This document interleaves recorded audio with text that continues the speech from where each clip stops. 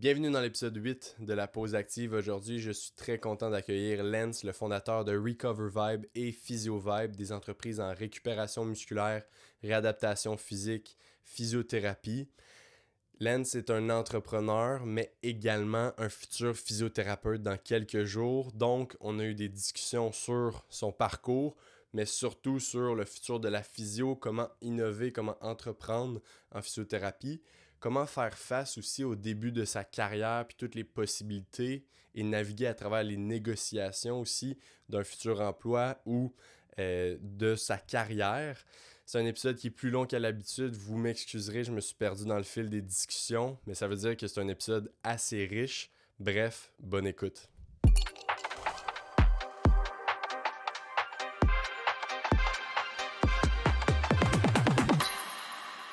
Épisode 8 déjà. Épisode 8. Let's go. Merci d'être là, Lance. Je suis oui. toujours content d'accueillir des nouveaux invités. Puis, je suis vraiment content de t'avoir aujourd'hui parce que tu sais, les derniers épisodes, épisode 6, 7, pour te mettre en contexte, t'es aussi des entrepreneurs que j'ai rencontrés par le fait de faire de l'entrepreneuriat. Puis, t'en es un nouveau puis très récent parmi ça. Puis même je trouve qu'on se ressemble beaucoup, malgré nos parcours très différents. On s'aligne beaucoup sur la vision de la pratique en santé. Les deux, on est en physiothérapie. Ouais. Les deux, on est nouvellement ou sous très peu finissants. Félicitations. On est en train de compter les jours, là, let's go. Ouais, c'est ça. Ça s'en vient, ça s'en vient. Puis, les deux, on est entrepreneurs dans des entreprises qui s'alignent niveau mentalité, mais les services, produits sont différents. Mais en gros, j'avais vraiment hâte de parler avec toi. On s'est déjà parlé dans une rencontre. J'ai eu le choc aujourd'hui quand je t'ai vu en personne parce que vous le voyez pas, là on est à la même grandeur, mais tu sais, moi je suis 6 pieds, 6 pieds 1. Lance il est 6 pieds 7. On va en parler de son parcours en tant qu'athlète, mais ça m'a fait le choc. En Zoom, tu vois pas si la personne est 5 pieds 6 ou 6 pieds 7. Puis là, j'ai eu la grande surprise que, ben oui, j'ai effectivement affaire avec un athlète. Fait qu'en gros, toute une intro, mais merci d'être là. Ben oui, ça fait plaisir. Je suis content d'être là parce que je pense qu'on voit de plus en plus de podcasts en ligne, mais j'ai réalisé que la plupart des gens, ils parlent à personne. Ils mettent la caméra à côté, puis ils se parlent tout seuls, puis ils le mettent. On est dans un vrai podcast, là. Je parle à quelqu'un, fait que... Oui, c'est une vraie discussion. Ouais. Pour mettre les gens en contexte un peu, qui écoutent, qui regardent même, si tu avais à te présenter, parce qu'on va en parler, mais tu as plusieurs chapeaux, là, mais tu sais, si tu me faisais un petit rundown de ton autobiographie, puis en ce moment, tu te situes où? Comment tu te décrirais, là? C'est difficile parce qu'il y a tellement de choses qui changent rapidement. Puis tout ça en quelques mois. Ah ouais, Je me présente, mon nom est Lance-Arlie Louis. J'ai 28 ans, je suis marié. Ah ouais, félicitations, je savais même pas, je l'apprends en même temps que vous. Ouais. Wow, congrats. Je suis marié avec une femme des États-Unis que j'ai rencontrée pendant que j'étais aux États-Unis en Floride. Wow. Puis cette année, on célèbre nos 10 ans ensemble. C'est un peu fou. Wow, félicitations, mon gars. Ouais. Tu l'as rencontré aux États-Unis. Ouais, exact. Fait qu'avant même que je vais dans tout ce que j'ai à dire, genre, écoute, ça c'est quelqu'un qui m'a vu quand j'avais 18 ans, quand je venais de commencer l'université, college, parce que j'ai fait du JUCO, je vais aller plus en détail dans ça, mais avoir quelqu'un, genre, à côté de toi pendant que tu fais, genre, des choses comme l'entrepreneuriat, c'est tellement important, c'est tellement sous-estimé Ah oui. que c'est comme... OK, en même temps, c'est un shout-out. Hey, I love you. Très fort, tu gagnes des points, clairement. Ouais, des points de mariage. Il faut qu'on commence ce sport, là. Mais ouais, dans le fond, j'ai... Bon, Mais ça, avant, désolé de te couper, mais je suis très content que tu l'aies souligné. Puis, t'es pas le seul, j'en avais parlé avec Sam dans l'épisode 4. Honnêtement, ces piliers-là, tu l'as depuis 10 ans, ce pilier-là, dans ta vie. Puis, elle a clairement vu ton parcours, t'as pas clairement été entrepreneur dans les mêmes entreprises, t'as pas été le même athlète, t'as eu le parcours avant physio, maintenant t'es en physio. Bref, clairement, ça t'a aidé, puis je suis content que tu le soulignes dès les premières minutes, là. Ouais. On la salue, mais oui, c'est un grand atout, puis c'est fou ce que nos partenaires ou notre entourage peut faire là, pour nous, parce que, veux pas, c'est pas toujours facile, là, puis clairement, tu mènes un mode de vie assez chargé. Ouais. Ouais. C'est ça. Donc, c'est ça. Donc, je suis marié, mais dans le fond, moi, j'ai fait plusieurs choses. J'ai pas toujours été un entrepreneur. OK. Puis, je vais pas te mentir, il y a 5 ans, si tu m'avais dit que j'allais commencer une business, je t'aurais dit que t'es en train de mentir.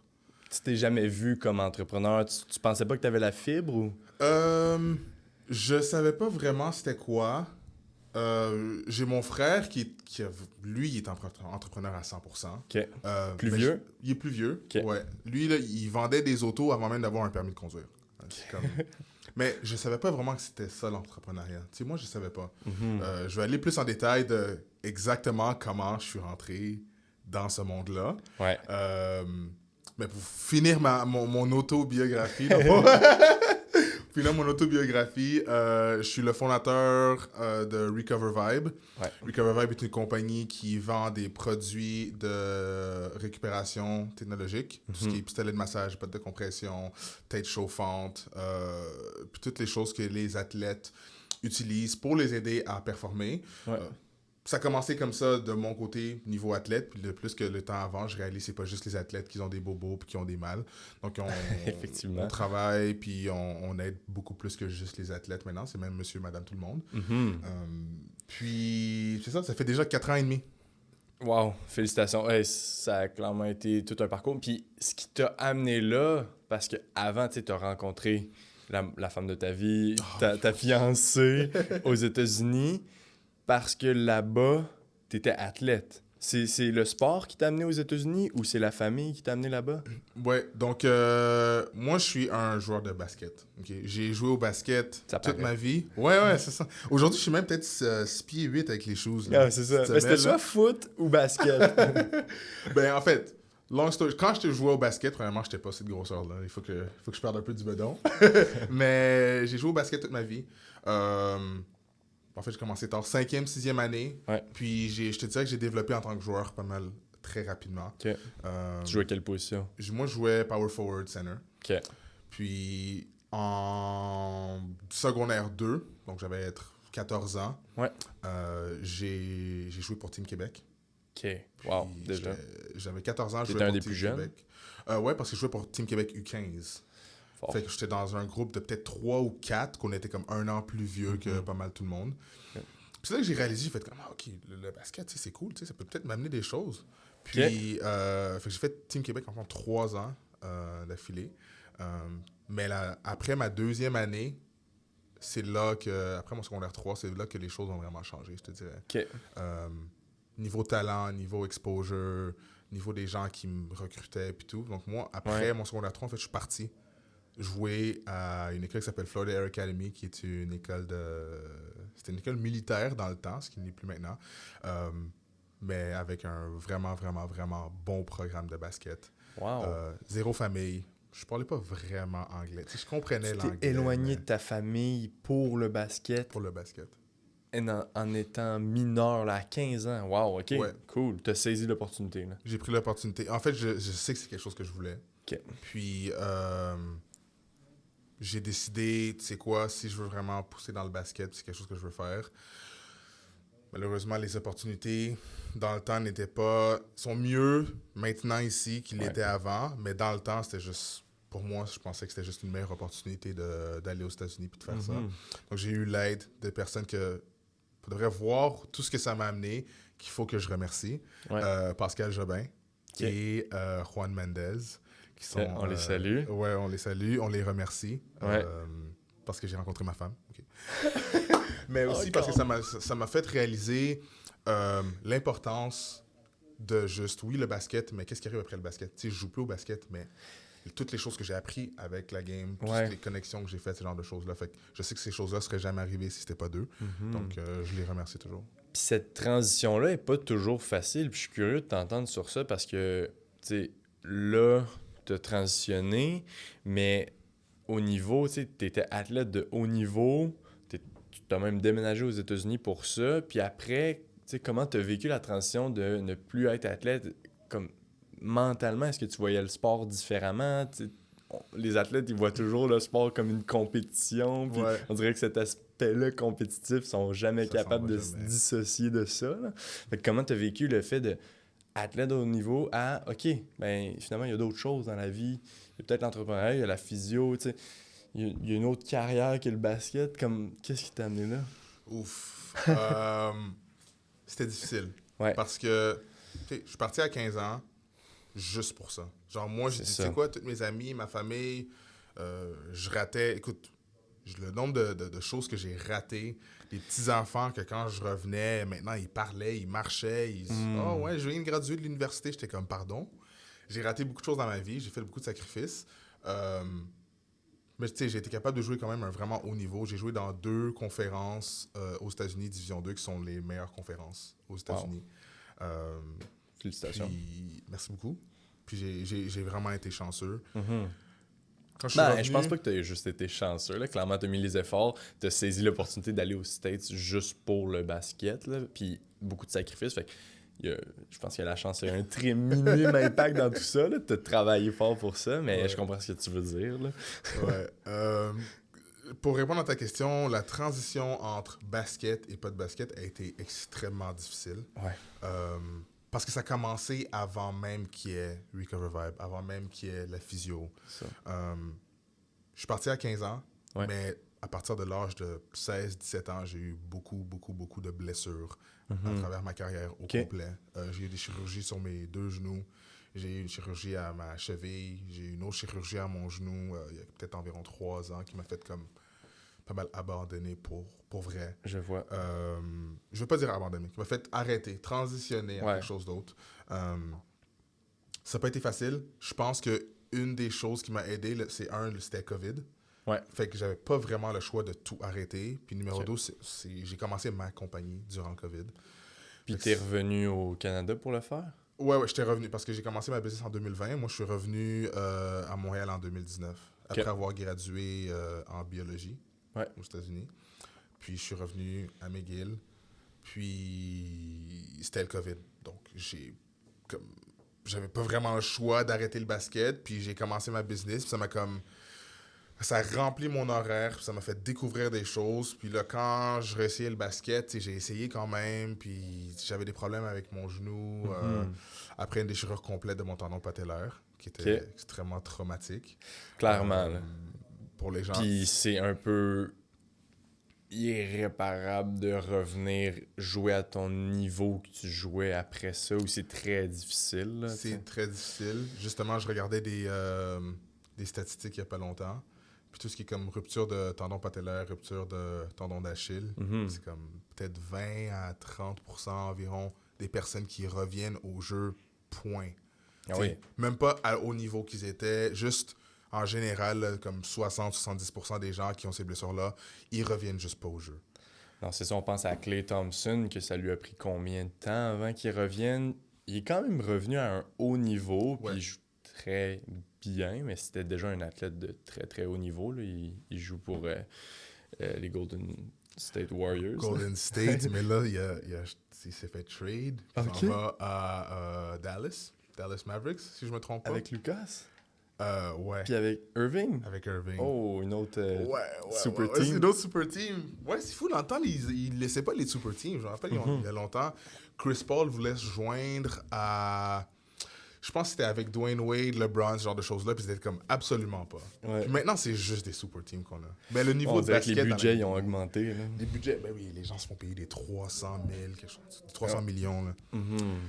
Ok. Mais oui, fait que revenir d'une blessure comme ça, c'était moins envisageable, donc t'as décidé de revenir. Puis là, c'est la pandémie qui tombe.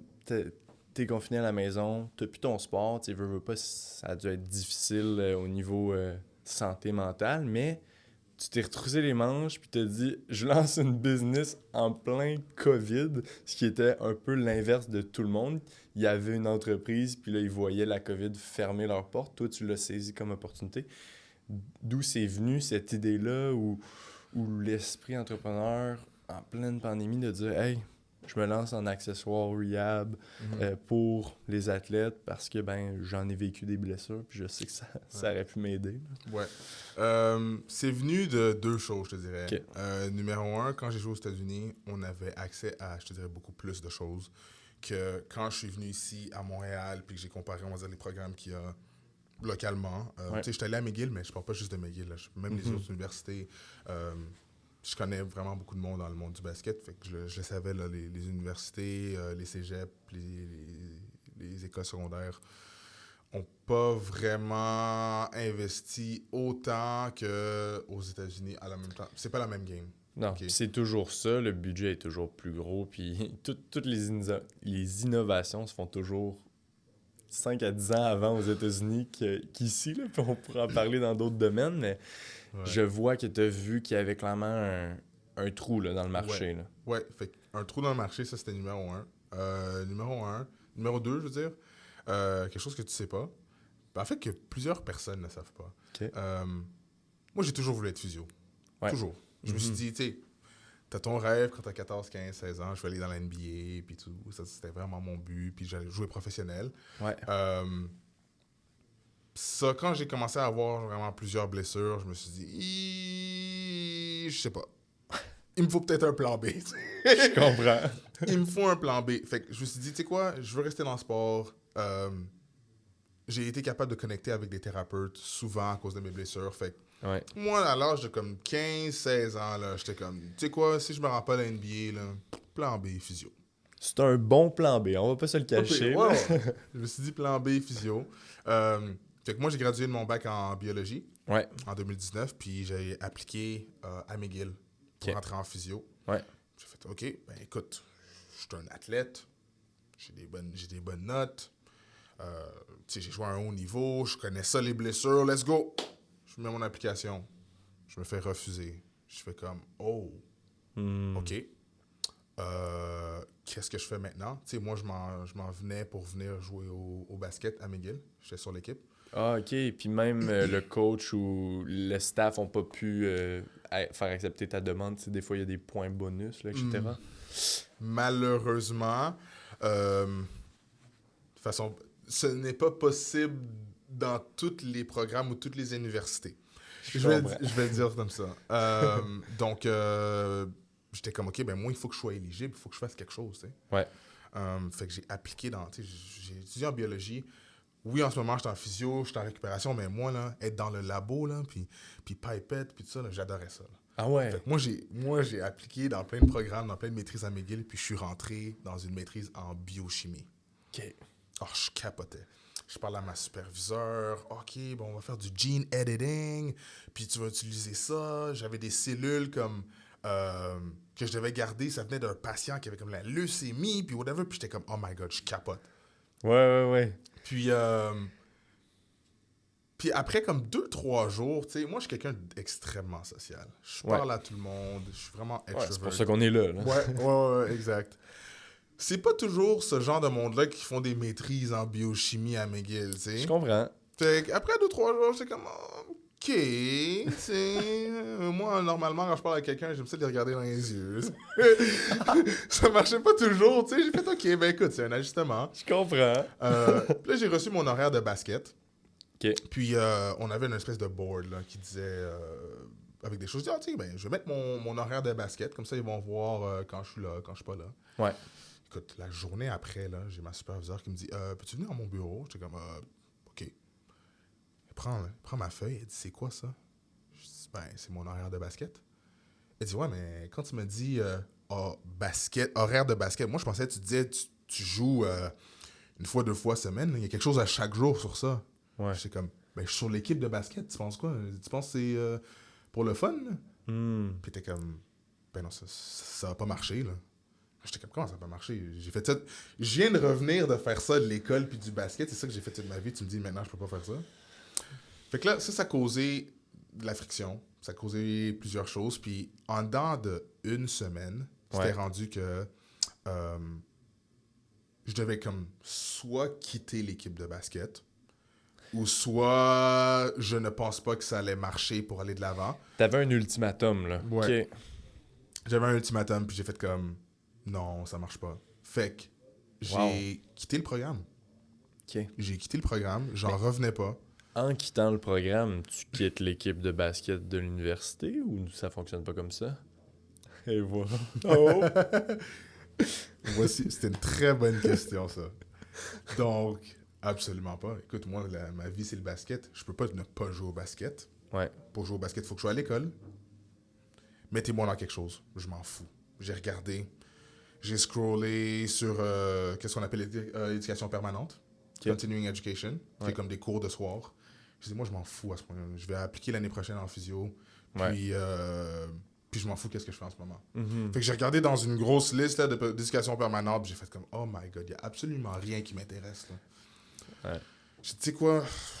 Le moins pire, c'est entrepreneuriat. J'ai fait entrepreneuriat, let's go. Shoot in the dark. Wow. Puis 2 jours plus tard, j'étais dans un cours. Je connaissais zéro entrepreneur, rien du tout. OK. Puis ils font des rounds, puis ils demandent à tout le monde, ah, OK, toi, pourquoi t'es dans le cours, whatever? Ah, moi, j'ai une business de whatever. OK, puis toi? Ah, ben moi, je veux commencer une business de blablabla. Ça arrive à mon tour. Moi, je joue au basket dans l'équipe, j'ai juste besoin d'être à l'école. T'es très honnête. Straight up! Écoutez, vous avez de l'ambition, vous voulez faire ces choses-là. Moi, personnellement, je joue au basket.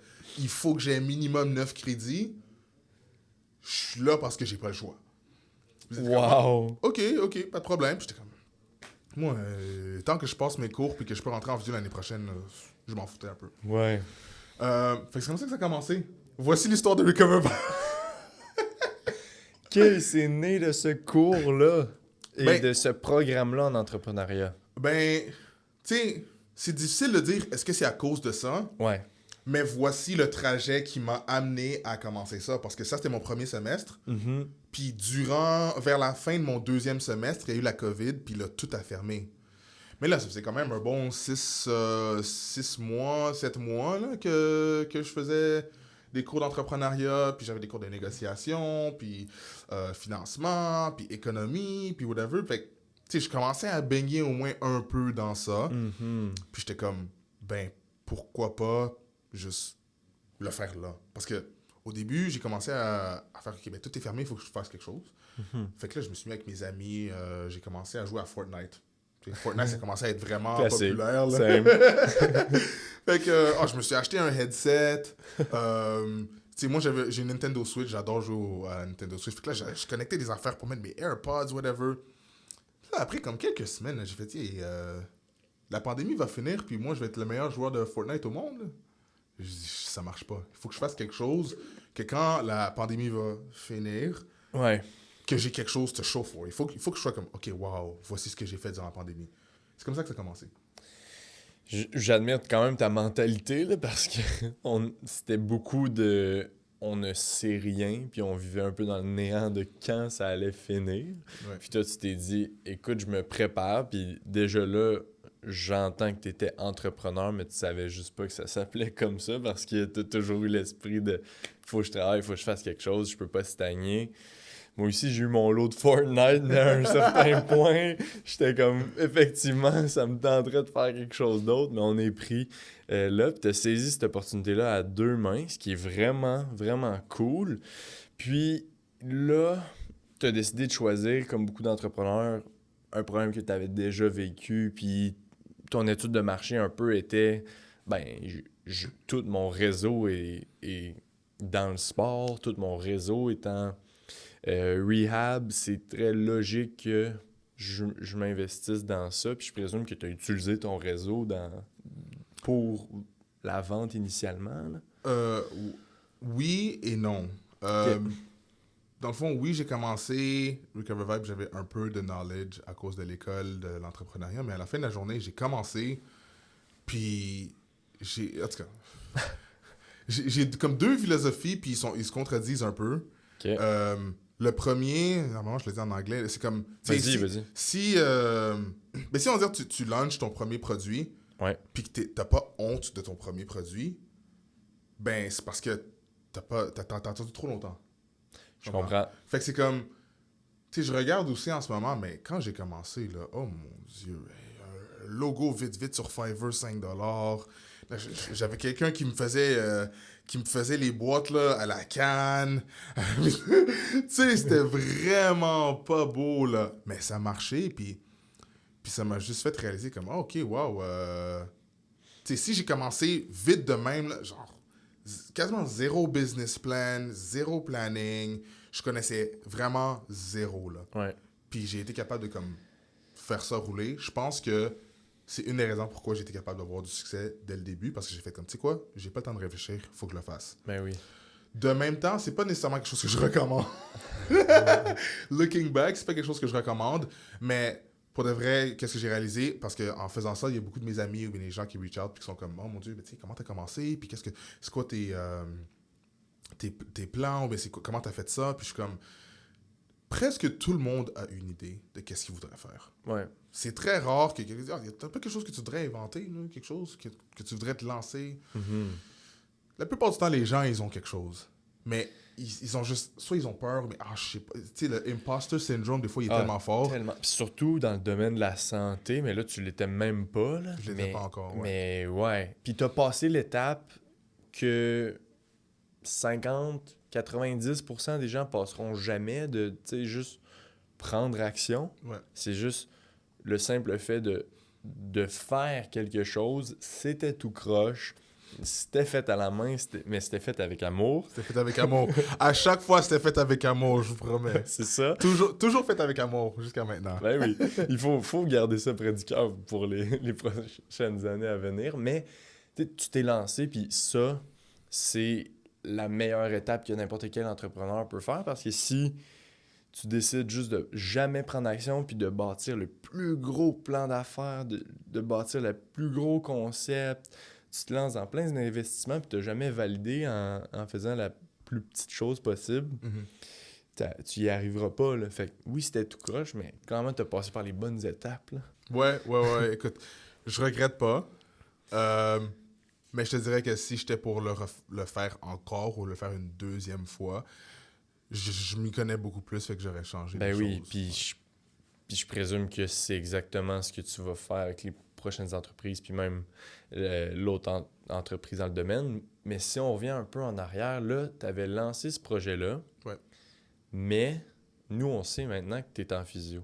Ouais. Là, tu avais l'entreprise, ça avait un certain succès, tu avais des ventes. Pourquoi tu as décidé de ne pas te lancer pleinement dans ça, puis de quand même réappliquer, puis de recogner à la porte de physio? C'est une bonne question. Puis, il y a tellement d'histoires dans ma tête qui jouent, là. Parce que, pour de vrai, mon histoire, quand je la compte, des fois, ça fait aucun sens. Ouais.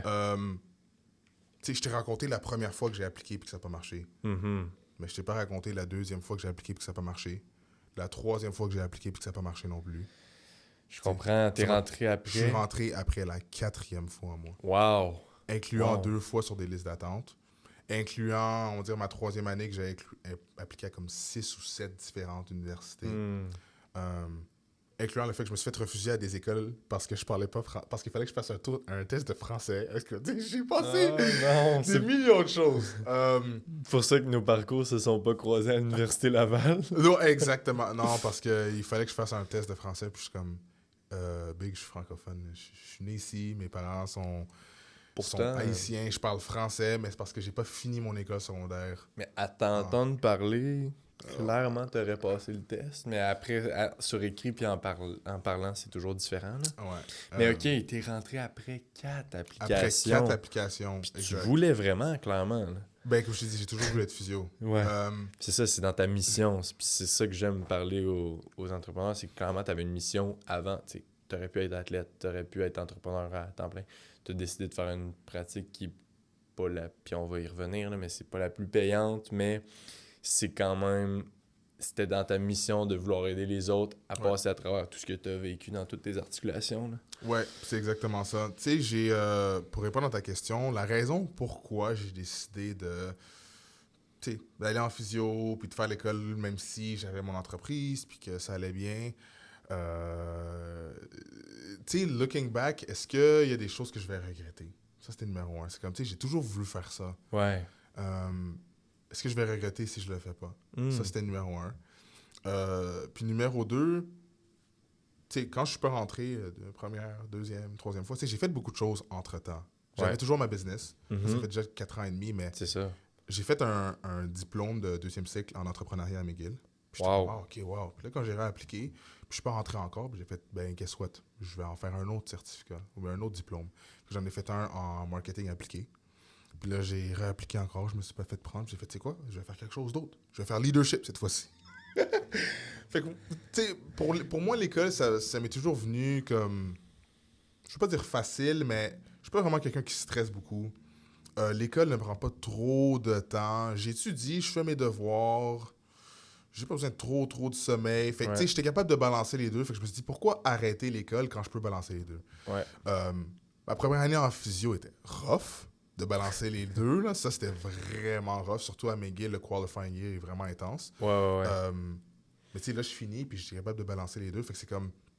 J'ai essayé de voir au long terme, avec ma business, avec Recover Vibe, qu'est-ce que le programme de physiothérapie peut amener à moi-même, qu'est-ce que ça peut amener à ma business, puis qu'est-ce que ça peut amener aux clients puis aux personnes que j'essaye d'aider, puis que j'essaie d'aider depuis le début quand j'ai commencé cette compagnie-là. Ouais.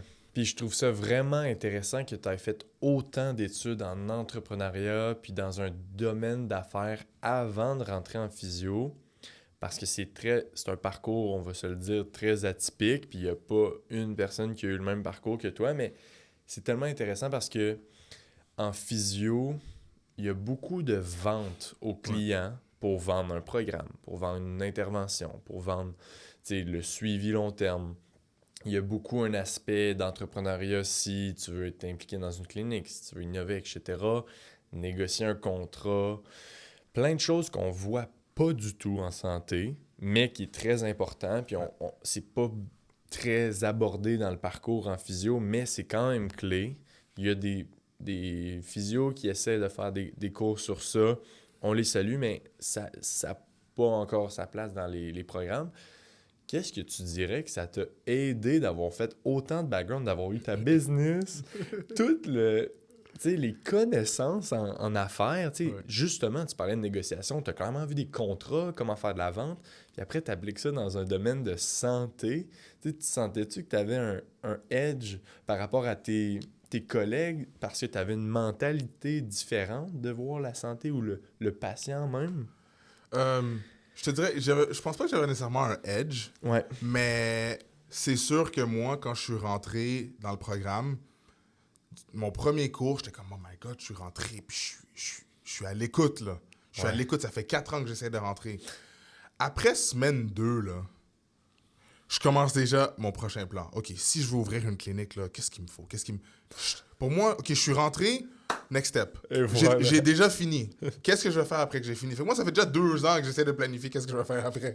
Parce que c'est juste 2 ans, toi, parce que t'avais fait ton bac en biologie. Fait que c'est 2 ans et demi à McGill. OK. Ce qui m'a sauvé du temps, là, parce que, oh my God, le 4 ans, je sais pas si je l'aurais fait, par exemple. Ouais, c'est ça. T'avais déjà mais ça m'a pris 4 ans à corps, appliquer. Fait que...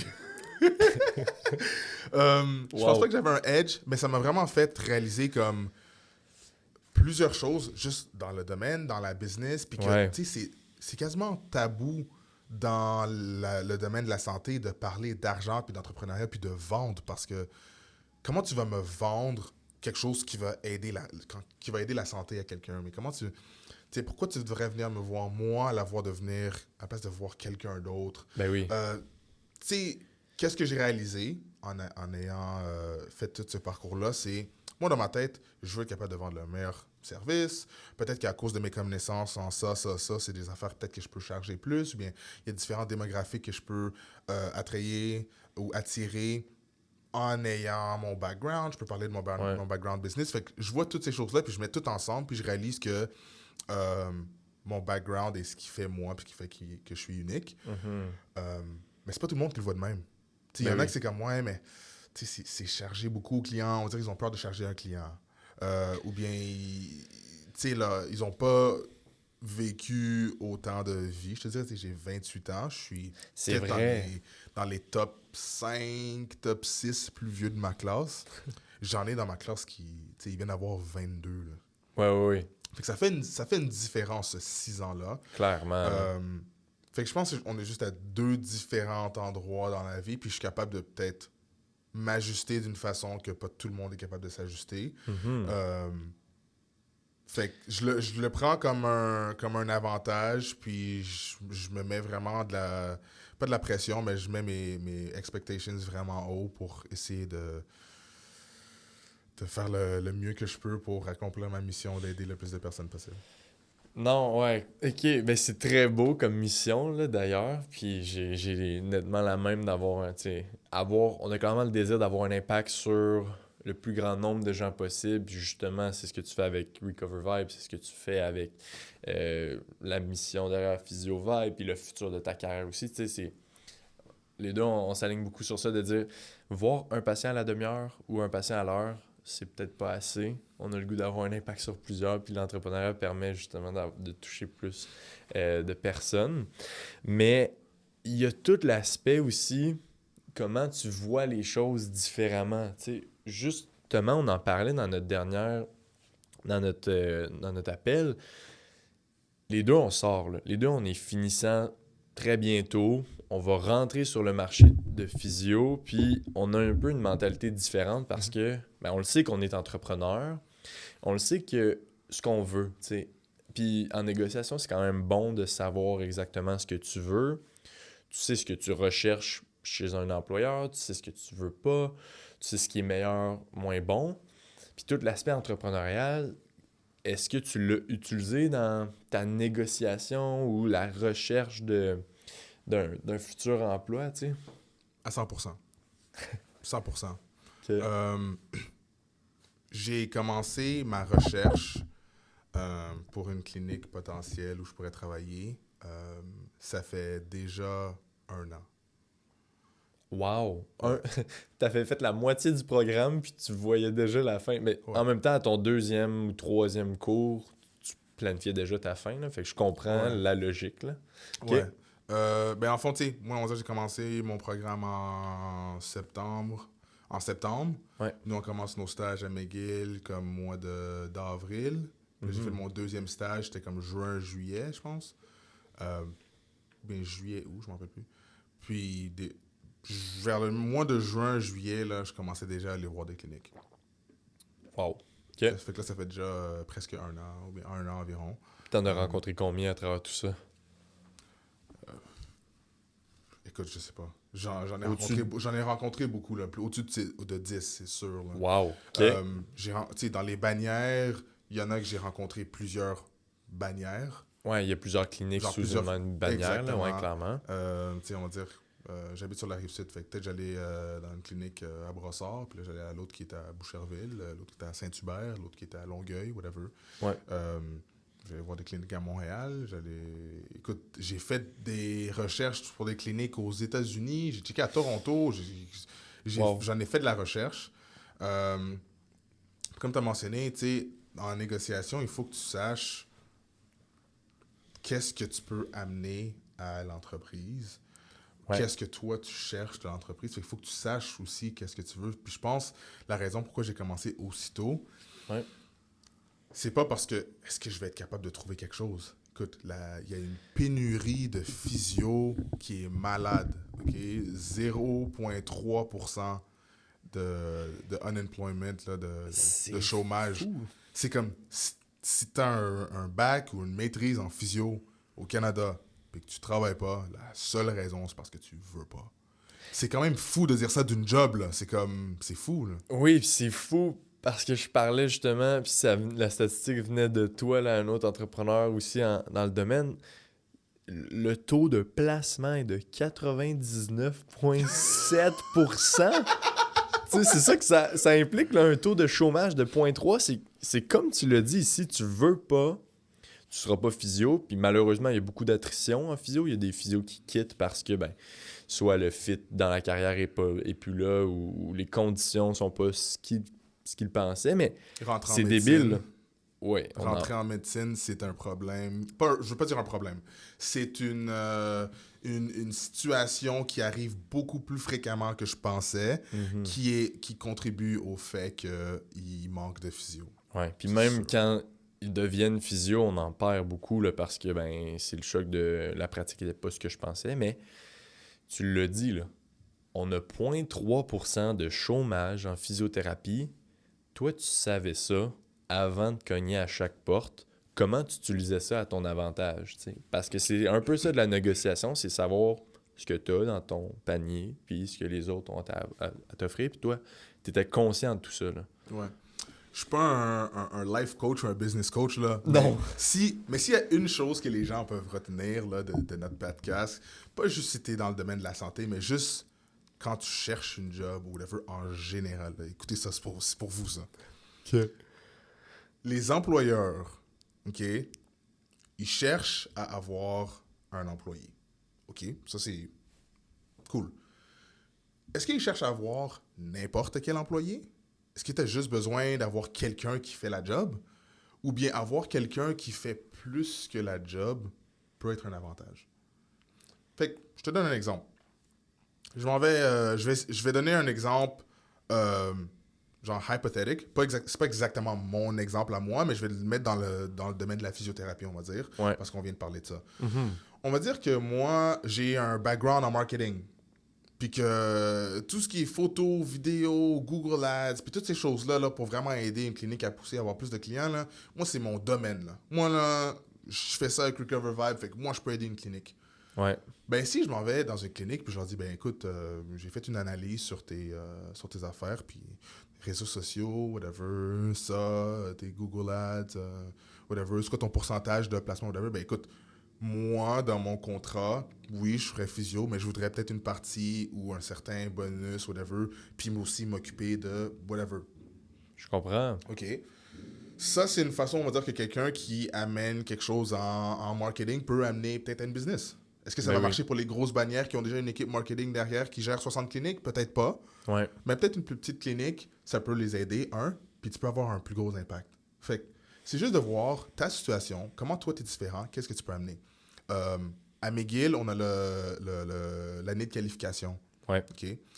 Dans ma cohorte, on était peut-être environ 32, 33 max. OK, j'aurais pensé plus. Oh non. Puis ça, je pense que ça incluait même les gens qui étaient à l'international. OK. Fait qu'on était vraiment pas beaucoup.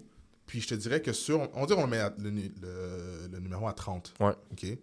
Sur les 30, là, il y en avait au moins 23 à 24 qui ont étudié kin. Wow. Ouais. On était comme 3 ou 4 qui ont fait de biologie. Puis il y en a 2, 3 qui ont fait thérapie du sport à Concordia. À part ça, là, kin. C'est tout.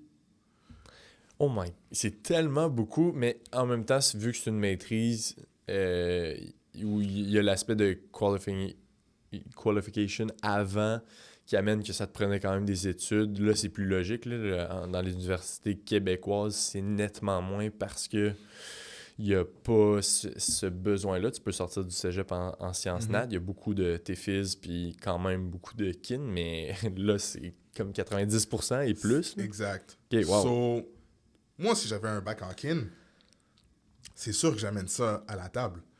Oui. Non seulement je peux faire de la physiothérapie, mais après la physiothérapie, si je peux charger des... tu peux dire que tu as un kin aussi. Je peux aider à faire des programmes d'exercice pour les clients. Je peux... Whatever, tu sais. Ah oui, c'est deux professionnels qui se complètent tellement bien. Puis aussi, utiliser ces deux avantages-là, c'est clé. Là. Fait que là, c'est de voir, OK, ben j'ai cet atout-là que j'amène à la table, je l'utilise à mon avantage. Exactement. Puis, je pense que des fois, les gens, ils ont tendance à comme avoir un peu d'imposter syndrome, puis ils pensent que, ouais, mais ça, c'est peut-être ça va pas m'aider. Puis, je vais vous donner, tu sais quoi, je vais donner un exemple qui est arrivé pour vrai. OK? Ça, c'est sorti d'un livre, là. Et voilà. So, la 4e fois que j'applique en physio, j'étais sur la liste d'attente. Encore. Parce que j'étais sur la liste d'attente la 3e année. OK. Puis, la 3e année, j'étais sur la liste d'attente, puis je me suis pas fait prendre. Donc, la 4e année, j'arrive sur la liste d'attente, je suis comme, tu sais quoi, j'ai fini. J'avais abandonné. Là. Ouais, j'étais comme, OK, écoute. Ouais. Je vais continuer Recover Vibe. Je vais peut-être me trouver une job ou quelque chose pour travailler un peu. Oui. J'avais vraiment abandonné. Là. La seule personne qui n'avait pas abandonné, c'était ma femme. On la salue encore une fois si elle écoute encore. Parce qu'elle était comme, ah non, t'as toujours voulu faire ça. Parce que, tu sais, moi, je lui ai dit que je voulais faire ça quand on s'est rencontrés, j'avais 18 ans. Ouais. Fait que moi, j'étais comme, tu sais quoi, on va voir plus tard, whatever. Mais en ce moment, tu sais, je suis sur la liste d'attente. Je m'en fous. Puis je suis allé au Startup Fest. Oui. Récemment ou Ben, l'année je suis d'avant? allé récemment, mais C'est je suis ça. allé aussi il y a 2 ans. Avec Recover Vibe. Avec Recover Vibe. Cool. C'était la première fois que je sortais dans un événement puis que je voyais d'autres entrepreneurs. Parce que là, c'était COVID. On commençait à respirer un peu, là. Oui, il y avait 2 mètres. 2 mètres, masque, OK? Mais au moins, c'était dehors. Fait que, tu sais, j'ai commencé à connecter avec d'autres personnes puis tout. Puis j'ai réalisé, j'ai fait, il y a beaucoup d'entrepreneurs qui sont ici qu'ils ont des jobs à temps plein. J'ai fait, ouais, tu sais, peut-être ça aide avec le cash flow, ça aide avec... Tu sais, il y a des avantages à faire ça. Fait que j'ai dit, tu sais quoi, je pense que je vais essayer de me trouver une job. OK.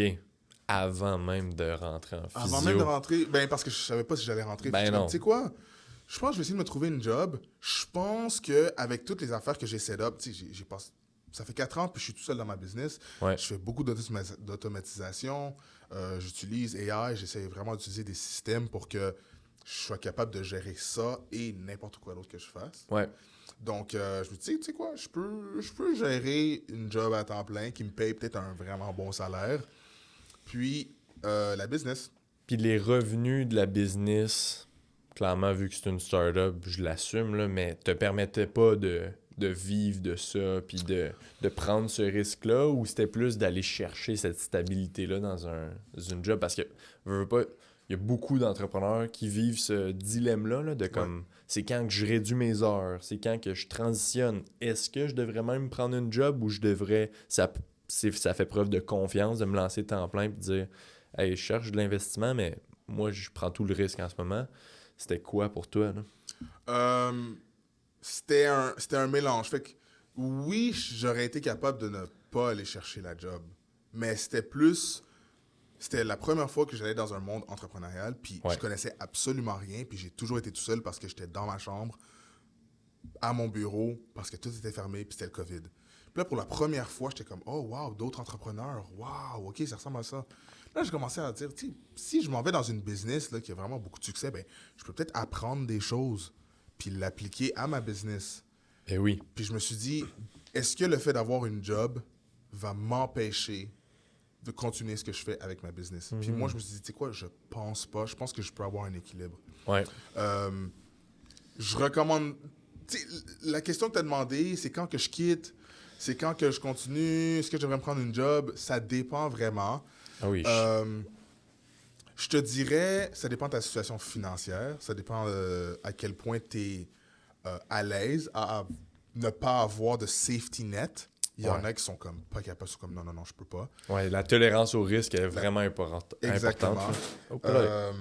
Puis une autre chose aussi qui est vraiment importante à considérer, on va la voir. Et voilà. OK. C'est bon. Placement de produit, Recover Vibe. Yes. Je vais te montrer ça après. C'est une belle personnalité Recover Vibe, mais je vais t'expliquer l'histoire après. OK.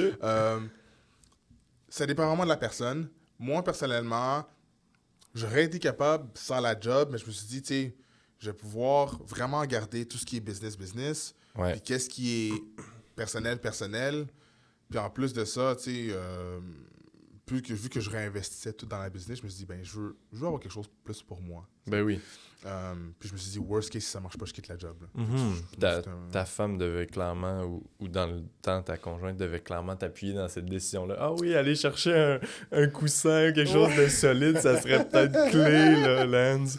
Ouais. Ben, elle mettait, pour de vrai, j'ai la meilleure femme au monde. Elle mettait vraiment pas de pression. Tu sais, la décision était vraiment plus parce que je voulais m'intégrer à une business puis voir c'est quoi les systèmes qu'ils utilisent, comment je peux améliorer qu'est-ce que moi je fais.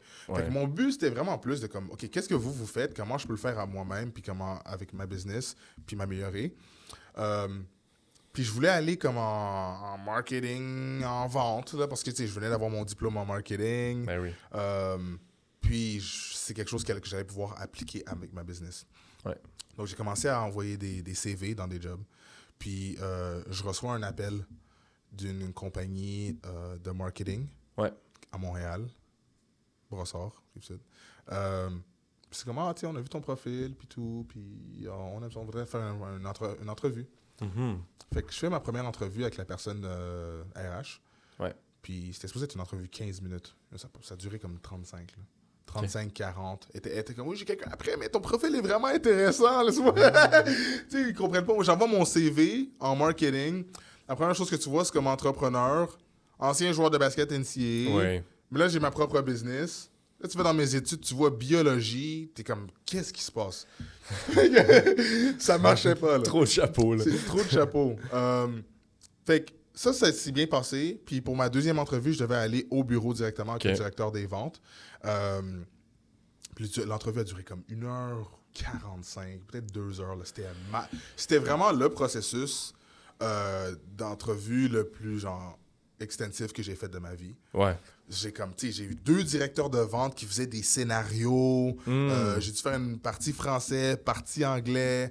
Ils me demandaient plein de questions marketing. OK, mais si ça, puis de SEO, puis de whatever.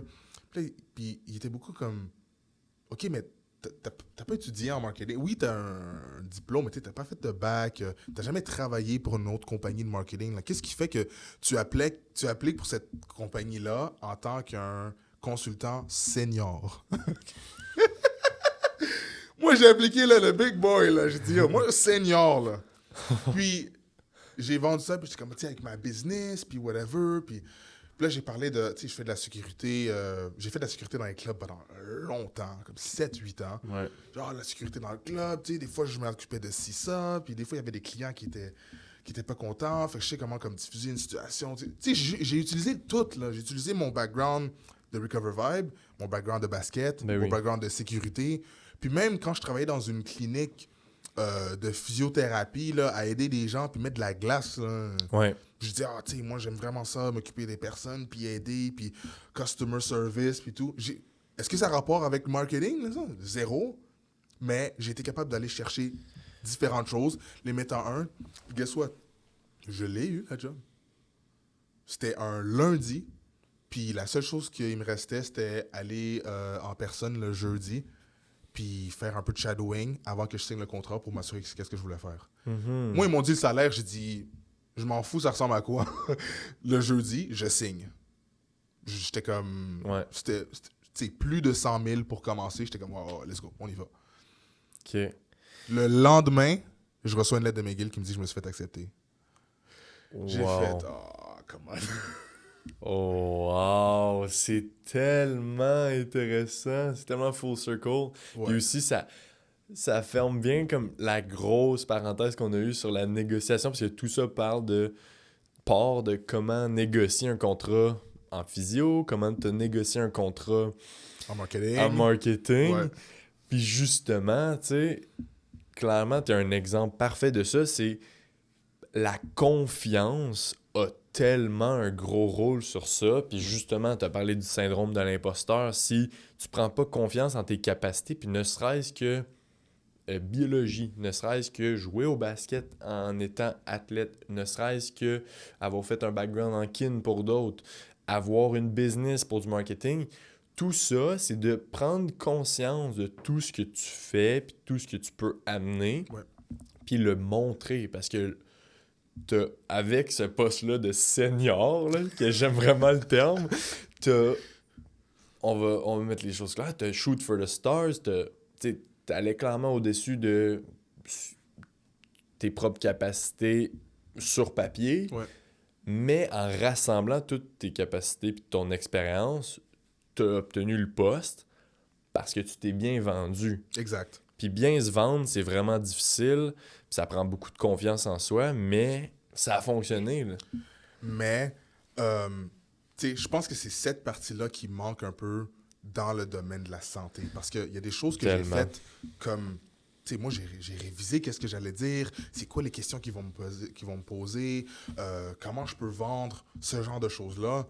Puis, une autre chose que j'ai faite, pas que je recommande de faire ça nécessairement, mais moi, je la voulais vraiment la job. Fait que la personne à RH me dit, OK, ben, tu vas avoir une rencontre avec le directeur des ventes, puis elle m'a donné son nom. Ah ben oui. Oh! Mon gars, j'ai passé 2-3 heures, là. LinkedIn, Facebook, whatever. J'ai tout regardé. Il postait des quotes LeBron James. Je dis, OK, peut-être qu'il y a le basket, on peut connecter basket. Il postait des quotes de gros entrepreneurs, whatever, tu sais. Puis yo, j'ai été bold, là. Moi, j'ai répété des quotes qu'il y avait dans son profil durant l'entrevue, là. Wow. Oh, Est-ce ouais, qu'il ouais, ouais. il s'en est rendu compte? Je pense pas. Wow. Mais Non, non, non. tu dis que c'est poussé, mais c'est une force là, que tu as eue. Puis moi aussi, je l'ai fait de regarder le profil. Tu vas faire un pitch pour quelqu'un, tu analyses la personne. Ah, OK, elle aime plus avoir de l'impact que savoir où son argent exactement au cent près elle va. Ben, tu vas clairement réorienter. Puis tu as comme orienté ton discours à la personne, voire même inclure des phrases de son discours. C'est très fort, là. Puis c'est un autre atout de négociation, encore une fois. Puis là, t'as fait tout ça pour rien. Absolument pour rien. Le lendemain, j'ai appelé le gars, j'ai fait, écoute, je retourne à l'école. C'est terrible. Ouais. Mais comment tu passes d'une offre à 6 chiffres à je vais faire physio qui, si on vous fait les recherches à la maison, etc., ça peut commencer dans les 60 à 70 000, ça dépend Mais comment tu passes de ça? C'est un peu sur cet aspect-là que je suis curieux, mais clairement, ça venait de ton cœur et ta mission, puis tu as toujours voulu faire ça, mais tu passes quand même d'une excellente offre à « OK, je retourne sur les bancs d'école. » Ouais. C'était difficile. Ouais, hein? C'était vraiment difficile. Même la semaine dernière, j'en parlais avec ma femme, puis j'étais comme, tu te rends compte que j'ai repris ce job-là, ça ferait 2 ans? C'est du cash, là. Oh oui. Je pense qu'est-ce qui me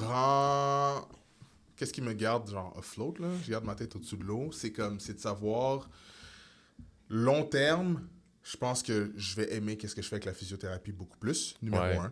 Ben oui. Numéro 2, un chiffre, c'est un chiffre. Mais long terme, ça veut dire quoi? Tu sais, on va dire les salaires en physiothérapie, c'est ça, mais c'est quoi les autres opportunités? Puis ça, c'est une autre affaire que des fois, je parle à des gens dans ma classe. J'essaie de pas trop parler en classe parce que j'ai pas le même mindset que tout le monde. Mais des gens non, tu veux pas faire peur ou brasser les gens qui ont une mentalité différente. Ouais, mais ceux que je me sens un peu plus confortable ou bien que je pense qu'eux, ils vont être un peu plus confortables, je leur dis comme, c'est pas parce que t'es étudiant en physio que tu dois être physiothérapeute. Il y en a qui seraient pas contents d'entendre ça parce que ça mène à de l'attrition, mais oui. C'est vaste, notre champ. Là. C'est vaste. Puis qu'est-ce que je veux dire, c'est comme, je te dis pas de ne pas être physio, mais pense pas que la seule job que tu peux avoir, c'est de traiter des clients puis d'être physiothérapeute. Tu peux avoir des jobs en... T'aimes ça? Tu voudrais être actuaire ou quelque chose? Peut-être que tu peux pas être actuaire, mais tu peux travailler des compagnies d'assurance puis faire des estimations, puis faire des whatever. Tu veux travailler en vente, tu peux aller en medical sales puis vendre des produits pharmaceutiques si tu veux. Tu peux faire, tu sais, il y a tellement de choses qu'on peut faire puis les gens réalisent pas ça. Ben oui. Que c'est un peu ça que je veux dire. Tu sais, c'est comme, prends pas juste ton background. OK, moi j'ai étudié en kin, mais là moi c'est physio, c'est quelque chose de complètement différent. Mais mais j'ai, tu sais, sécurité là, sécurité. Moi je dis là avec des jeunes de 18 à 23 ans, super sous, que je vais les sortir, whatever. Je trouve un moyen d'inclure ça dans mon pitch de vente pour ma compagnie marketing. Puis j'ai fait exactement la même chose en physio. Voici ce que j'amène à la clinique. Voici ce que je peux faire. Voici mon background. Ben oui. Puis, à la fin de la journée, le fait que la physiothérapie puis les physiothérapeutes sont tellement en demande, ben je laisse ça dans le champ de la compagnie. T'sais, je sais qu'il t'en faut un physio. Il t'en faut un. Ça va te faire de l'argent. Tellement, là. Puis, je suis un gars pas pire, tu sais, à avoir around. Là, à te connaître un peu, t'es pas si mal. Je suis pas si mal, tu sais. Donc, fait que j'utilise ça, puis je dis, ben, c'est à quel point tu veux avoir moi en tant qu'individuel. Ouais. Pas un physiothérapeute.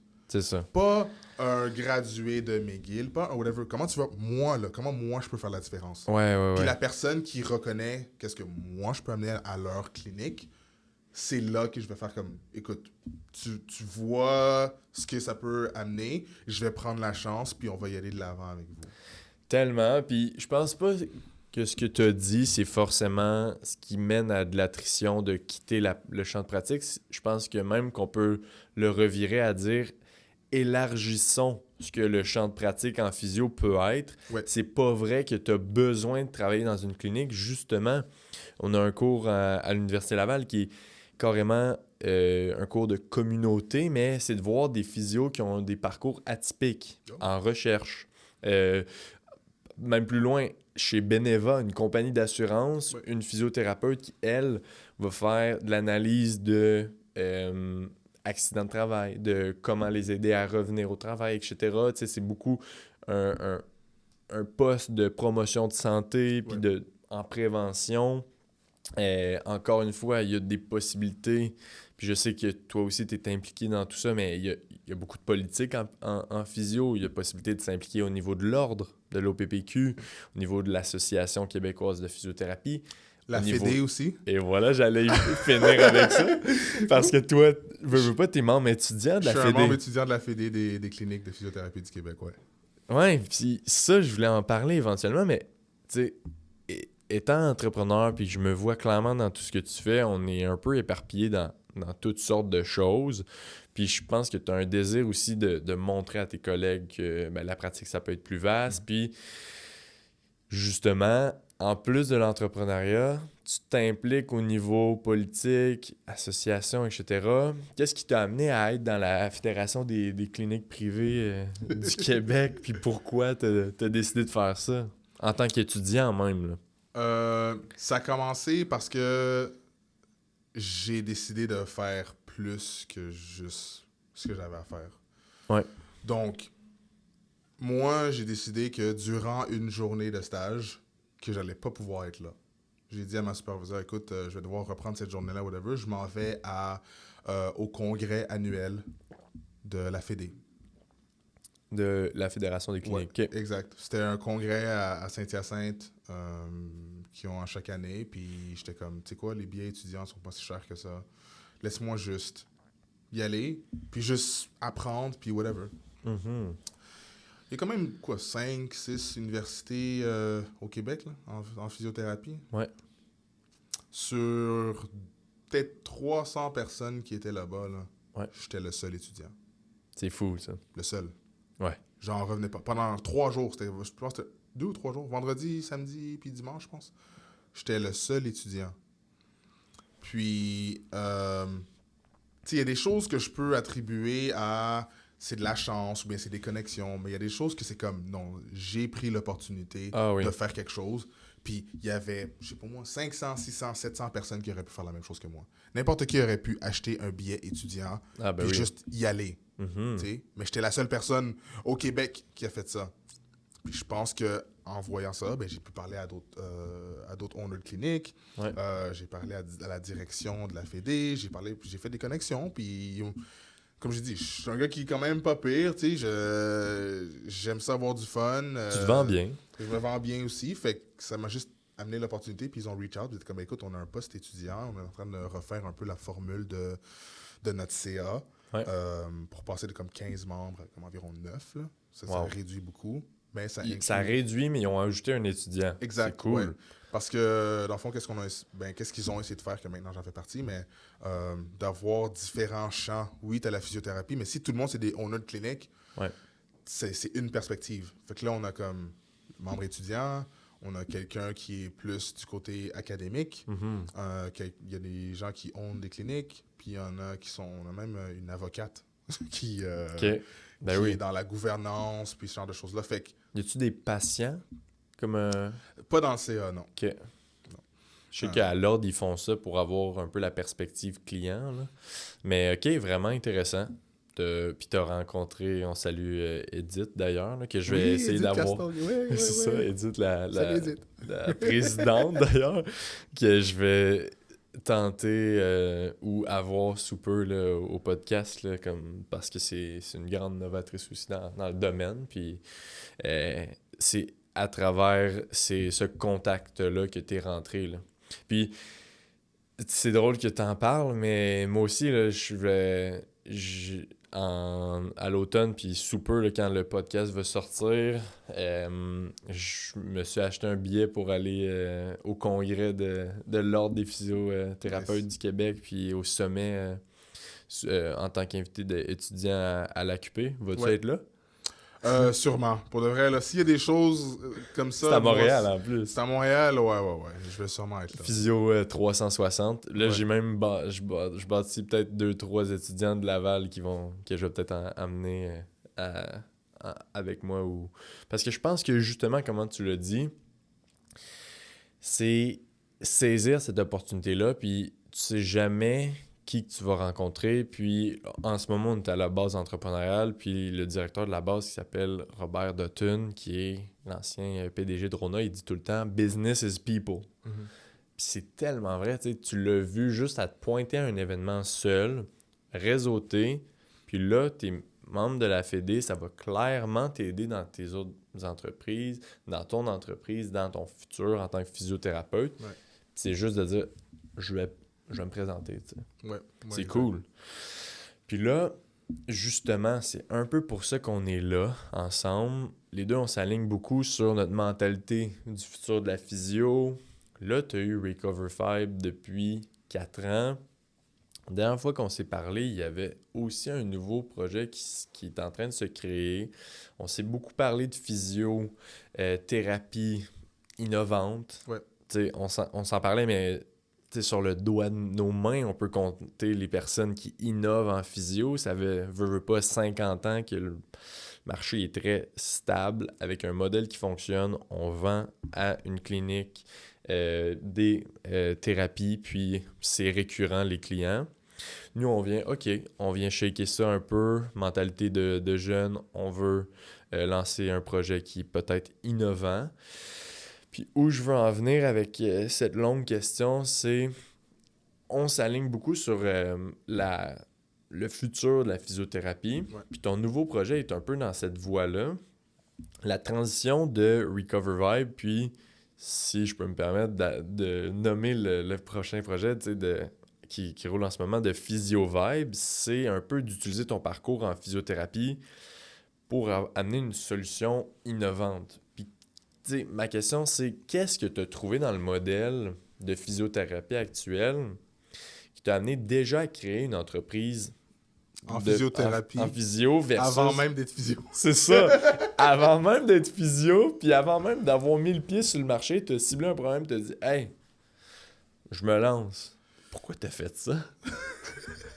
Je pense que premièrement, le fait que j'ai commencé Recover Vibe, je dis à tout le monde, là, si je savais à quel point ça allait être difficile d'être un entrepreneur, un solopreneur, je l'aurais jamais fait. Jamais. Mais je suis tellement content de ne pas l'avoir su. Parce que maintenant, je le regrette vraiment pas. Ouais. La raison pourquoi j'ai décidé de commencer Physio Vibe, c'est parce que je pense que j'ai une meilleure idée de c'est quoi la business en général. Puis je comprends un peu plus comment je peux voir un problème, trouver une solution, voir exactement c'est quoi les failles, les problèmes, regarder, demander à des gens, des personnes clés, pas juste tes amis qui vont dire ouais, ça c'est super cool. Ouais. Non, c'est ça. C'est de le tester, là. C'est de le tester. Puis dans le fond, pour expliquer un peu plus aux gens qui ne le savent pas, première fois, by the way, donc... nice, je suis vraiment content d'avoir l'exclusivité d'annonce de Physio Vibe. Let's go! Physio Vibe, c'est une plateforme qui offre de la physiothérapie à domicile, mais pour tout le monde. Puis la raison pourquoi je dis pour tout le monde, c'est parce que, comme tu as dit, depuis 50 ans, plus, whatever, la physiothérapie, c'est un domaine qui est pas mal stable. Oh oui. Tu as une clinique, tu as des thérapeutes, les gens appellent, j'ai mal, quand je peux venir, viens dans 2 semaines, ok, cool. Le problème avec ça, c'est 2 choses. Numéro 1, le manque de physiothérapeutes dans les cliniques. Ouais. Long story short, hier, il y a quelqu'un qui avait appelé PhysioVibe puis qui cherchait un rendez-vous, mais en personne. Puis j'étais comme, ben, on ne fait pas en personne. Puis comme, j'ai vraiment besoin de quelqu'un rapidement. Puis j'ai dit, écoute, c'est pas quelque chose qu'on fait. Moi, personnellement, qu'est-ce que je peux faire pour vous aider? C'est, je vais faire des appels autour, puis je vais voir au moins est-ce qu'il y a des cliniques qui ont des rendez-vous d'ouvert. Ça m'aide zéro faire ça, mais tu sais, quelqu'un a mal, elle a de la misère à marcher, laisse-moi au moins essayer de trouver une solution. Ça, c'est mon côté physio, mon côté travailleur de la santé. Laisse-moi aider quelqu'un qui a besoin d'aide. Mais je comprends pas comment tu pouvais pas l'aider à domicile, c'était pas possible pour elle. Elle voulait quelqu'un aujourd'hui, rapidement, genre en personne, whatever. Tu sais, pour n'importe quelle raison. Tu sais, il y a des gens, peut-être, qui sont pas confortables, whatever. Fait que j'ai commencé à appeler des cliniques dans sa région. Ah, OK. Je voulais savoir, est-ce que vous avez des rendez-vous aujourd'hui? Ah, laissez-moi voir. Prochain rendez-vous dans 2 semaines. Oh, OK. T'appelles. Ah, OK. Prochain rendez-vous, je te dirais, dans 3 jours. Ah, OK. Prochain, ce serait dans 3 semaines. Puis c'est comme, tu sais, des fois, quand t'es en douleur, quand t'as de la douleur, tu veux quelque chose de plus rapide. Ouais. Des fois, tu veux pas dealer avec le trafic, le parking. Le thérapeute, il peut pas parce que si ça... Puis là, il y a tellement de contraintes, déjà qu'il y a une pénurie, que la façon la plus facile était d'avoir une solution qui fait que plusieurs physiothérapeutes peuvent participer et aider un peu plus la population. Donc, notre modèle d'affaires à PhysioVibe, c'est on prend des physiothérapeutes, ils sont tous des travailleurs autonomes pour le moment, parce que tout le monde a une job. Mais tu sais, quand ta job est finie, peut-être que tu as 2-3 heures de plus que tu veux dédier à quelqu'un, tu pourrais aider quelqu'un, peut-être qui habite proche de chez toi. Fait que nous, on a un réseau de physiothérapeutes qui font de la physiothérapie à domicile. Puis qu'est-ce qui est vraiment, vraiment, vraiment cool, c'est que ça coûte pas plus cher que d'avoir le rendez-vous en personne, parce qu'on essaie de couper le plus de overhead possible. Puis en plus de ça, le thérapeute peut faire, en ce moment, si on regarde la moyenne à Montréal, il peut faire plus que le double de qu'est-ce que le salaire moyen d'un physiothérapeute est. Ben c'est ça, parce que t'as pas les coûts de la clinique. C'est un peu la même mentalité que j'ai pour le projet qui est en développement, mais c'est de miser sur l'efficience, parce que clairement, avec un taux de chômage de 0,3%, faut que tu fasses quelque chose. Puis tu l'as mis aussi, t'as mis aussi le doigt sur un problème, c'est il y a beaucoup de physios qui ont des trous des fois où ils ont, tu sais, c'est pas géré de manière efficiente, puis d'utiliser ça pour avoir une source de revenus qui est moins stable, moins constante, mais supérieure, c'est clairement intéressant. Fait que tu as un modèle autant qui fonctionne pour le professionnel puis le client. Puis avec tout ça, tu sais, là, c'est ça en date d'aujourd'hui. Mais ta vision de la physiothérapie dans le futur, ou mettons qu'on parle 5 ans, 10 ans, peu importe, on peut aller loin, là. Ça va changer nettement, là, mais qu'est-ce qui t'amène à créer aussi cette entreprise-là pour te positionner par rapport aux changements qui sont éventuellement dans l'entreprise, là? Dans le domaine de la physio, excuse. Dans le domaine. Il y a plusieurs domaines qu'on voit des changements qui se passent extrêmement rapidement. La physiothérapie, pour plusieurs raisons, ne l'est pas vraiment. Mais personnellement, je trouve qu'il y a comme... Tu sais, c'est un love-hate pour la physiothérapie de ce sens-là, parce que il y a tellement de choses qu'on pourrait faire qui sont innovantes, qui pourraient faire qu'il y a beaucoup plus de personnes qui sont prises en charge, qui pourraient être aidées. Mais le problème, c'est que la physiothérapie, les gens aiment ça se faire toucher, ils aiment ça voir quelqu'un, parler. Tu sais, on est des physios, mais on est des thérapeutes. On est des thérapeutes, les gens, ils aiment ça parler, raconter leur histoire. Je me sens écouté, fait que dans un sens, c'est difficile d'enlever cette partie-là de la physio complètement. Donc, la raison pourquoi je suis allé dans un modèle d'affaires qui est peut-être pas autant innovant pour le moment, mais qui est quelque chose que, de mon opinion, si ça s'en va, ça va prendre du temps. Ça, c'est le numéro 1. Clairement, oui. Puis numéro 2, je te dirais... j'ai j'ai commencé une compagnie, Recover Vibe, qui Ouais. était peut-être pas la compagnie la plus facile à Oui, commencer. un produit dans un domaine autant contingenté ou contesté, tu sais, ouais. Ouais, tu sais, quand je venais de commencer, les pistolets de massage, c'était, tu sais, ça venait tout juste de commencer, mais maintenant, Ouais. c'est quasiment rendu comme un produit médical. Tu sais, il y a des restrictions, il y a du red tape, il y a de la compétition, c'est des produits qui sont chers quand même.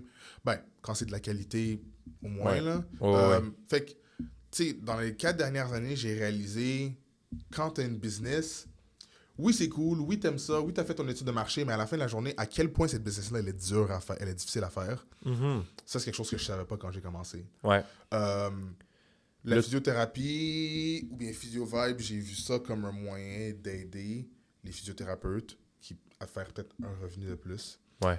Qui est, comme on parlait, le salaire n'est peut-être pas ce que tout le monde pense après avoir étudié autant, avoir mis autant de temps dans les études, puis toutes les Effectivement. connaissances qu'on a. Donc, c'est une façon pour non seulement les physiothérapeutes, présentement à Montréal, Ouais. mon but est au Canada au complètement, puis après on va voir. Mais aussi pour moi-même. Pour moi-même aussi, d'être rémunéré de façon plus... j'essaie de rester plus... d'être plus rémunéré. Ouais. Je Vas-y dirais ça. simplement comme ça, sans Ouais. trop te créer d'ennui, là. Ouais, c'est ça, d'être rémunéré autrement ou différemment de peut-être Ah oui. leur emploi présent. Donc, pour moi, je trouvais que c'était quelque chose, entre guillemets, simple. Mhm. Puis aussi, en termes d'études de marché, ben, la demande, elle est là. Ouais. Il faut des physios, puis les gens, ils ont besoin de physios. Fait que, Non. ok, en regardant les aspects de même, j'ai décidé de juste le faire, puis faire comme, ok, ben, je peux tester quelque chose, laisse-moi Ouais. voir ci, laisse-moi voir ça. Puis tu fais vraiment bien parce que là, t'es dans le domaine. Puis t'as une entreprise en physiothérapie qui va évoluer au fil des années. T'as la mentalité que t'as pas un modèle qui est stagnant comme les autres cliniques. Fait que tu vas t'adapter. Avoir ton parcours assez atypique, tu t'adaptes, tu te métamorphoses, puis tu es capable de devenir un sales senior, puis un physio, puis un entrepreneur, Un agent de puis, sécurité aussi. puis un fiancé. Ça, Un mari même. ouais, effectivement. Fait que t'es bien positionné en ce moment pour évoluer avec le marché. Puis, tu sais, j'aime ta mentalité, puis j'ai hâte de voir justement avec nos projets, mais avec aussi le marché, voir dans les prochaines années comment ça se transforme, parce que je pense que moi puis toi, puis il y en a d'autres des physios, puis si vous voulez innover en physio, on veut vous rencontrer, tu sais, ajoutez-nous sur toutes les Ouais. plateformes, là, mais s'entourer des personnes qui vont un peu venir brasser la boîte, là, ça va être intéressant de voir comment ça va évoluer, puis c'est pour le mieux. C'est toujours, comme tu l'as dit, pour le client, tu sais. C'est d'améliorer la qualité des soins, d'améliorer l'accessibilité, d'améliorer le nombre de patients qui peuvent être vus. Bref, tu sais, on le fait pour vous, là. Mais, fait que c'est vraiment intéressant, puis, tu sais, je pense que c'est un très beau projet, ça a une belle mission, puis c'est un bon entrepreneur, puis, tu sais, honnêtement, un entrepreneur, c'est la plus grosse roche de l'entreprise, là. Fait que, tu sais, c'est mal dit, là, mais l'entreprise est autant forte que l'entrepreneur. Fait que toi, derrière n'importe quel projet, ça risque d'avoir un certain succès parce que t'as une bonne fibre entrepreneuriale. Merci. Puis là, Merci beaucoup. c'est de voir comment ça va évoluer. Mais ça, je suis pas du tout inquiet. Là, maintenant, ça fait 2 fois que tu le dis dans tes dernières minutes. Puis j'ai le goût de t'amener à un segment du podcast qui est le segment claque d'en face. Ça fait une couple de fois que tu le dis que Recover Vibe, tu le savais pas que ça allait être autant difficile. Tu t'es lancé dans une industrie vraiment difficile. T'as lancé Physio Vibe parce que tu as le goût de faire ta mission, mais aussi de faire un projet qui est peut-être durable, viable, à long terme. Si tu avais à nous dire un moment, parce qu'on parle toujours des bons moments, mais t'es bon à parler des moins bons moments aussi en entrepreneuriat. Si tu avais à cibler un moment, ou peut-être plusieurs, mais un moment dans ta carrière d'entrepreneur, dans ta carrière d'étudiant, peu importe, où tu as vraiment reçu une claque d'en face, puis tu es comme est-ce que c'est fait pour moi? Est-ce que je suis vraiment à la bonne place? T'sais? Ou tu as été déçu, triste, sous le choc? Il y en a tellement. Ouais, laisse-moi penser à juste une. Là. Je vais t'en dire une qui est peut-être pas si pire, tu sais, mais à la fin qui est une bonne leçon euh, de, de tous les aspects qu'un entrepreneur doit penser en ayant une business. Ouais. J'ai commencé Recover Vibe en 2020, genre mars environ. Puis pour le mois de novembre, je devais aller voir ma femme qui vient des États-Unis. Ça faisait des mois et des mois et des mois que je l'avais pas vue. OK. Wow. Donc, Elle est toujours en Floride en ce moment? non, maintenant Ok. elle est ici. Ah, nice. Ouais, t'as raison. Cool. Puis, fait que là, je suis allé la voir durant le mois de novembre, qui est comme le Thanksgiving américain. Ouais. Le problème avec ça, c'est que c'est durant le Black Friday. Ouais. Puis le Black Friday, c'est le moment de l'année où il y a le plus de ventes, c'est achalandé, c'est un peu malade. Je comprends. Puis, j'ai eu un problème avec les pistolets de massage avec mon shipping. Okay? Fait que là, moi, j'ai essayé de me set up. J'ai dit à ma soeur, OK, écoute, voici comment tu printes le label. Voici ça, c'est UPS, ça, c'est whatever. Je vais t'envoyer ça par email parce que c'était comme...